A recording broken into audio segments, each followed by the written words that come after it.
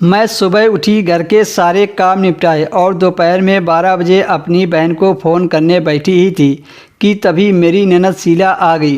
भाभी, मुझे आपसे कुछ बात करनी है।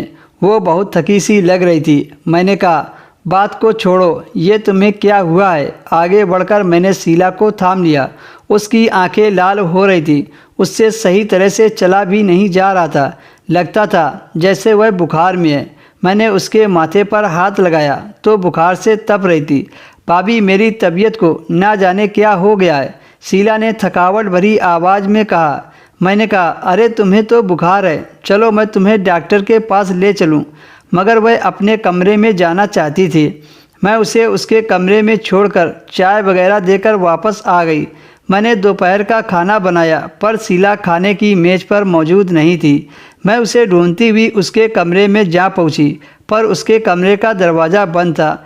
मैं परेशान थी। बहरहाल मुझे घर के और भी काम देखने थे। मेरी सास भी शीला को बुला बुलाकर थक चुकी थी। फिर दोपहर का खाना भी हम लोगों ने अकेले ही खाया। शीला कमरे से बाहर नहीं आई। इधर मैं अपने पति की वजह से परेशान थी, इसलिए मैंने शीला से कुछ नहीं कहा। अगले दिन जब मेरे पति बाहर से आए तो मैंने खुशी खुशी उनका स्वागत किया। फिर मैंने उन्हें शीला के बारे में बताया तो वह भी उससे मिलने उसके कमरे की तरफ चल दिए। मगर शीला ने दरवाज़ा नहीं खोला। कहने लगे, लगता है शीला मेरी बात से नाराज़ है। मैंने कहा, ऐसी कोई बात नहीं है, वह 2 दिन से अपने कमरे में बंद है। हम में से किसी को नहीं बता रही है कि क्या बात है। शीला की वजह से हम सब परेशान थे। बड़ी मुश्किल से निखिल और माँ जी ने शीला के कमरे का दरवाज़ा खुलवाया। जब उसने दरवाज़ा खोला तो वह बरसों की बीमार लग रही थी। उसके चेहरे पर पीलापन छाया हुआ था और उसके आंखों के नीचे गहरे काले धब्बे बने थे।